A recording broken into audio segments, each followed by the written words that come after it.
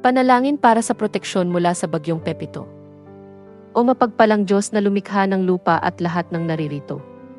Binigyan mo kami ng napakaraming pagpapala, makapangyarihang Ama, itinataas namin sa iyo ang aming mga alalahanin at pangamba sa sandaling ito. Isang papasok na typhoon ang inaasahang tatama sa Samar, Bicol, Metro Manila at Central Luzon sa isang araw o dalawa.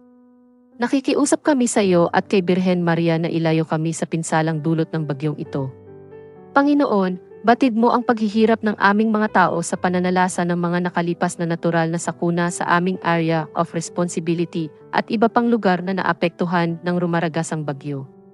Iligtas ang aming mga linya ng pamamahagi mula sa anumang hindi inaasahang pagkawasak na magbibigay ng kakulangan sa ginhawa sa aming mga tao.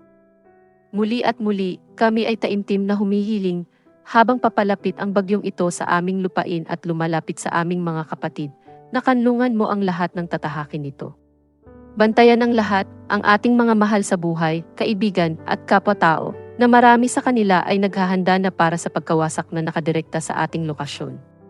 Ingatan mo kami habang kami ay naghahanda, bigyan kami ng lakas, tapang at determinasyon na lampasan ang bagyong ito.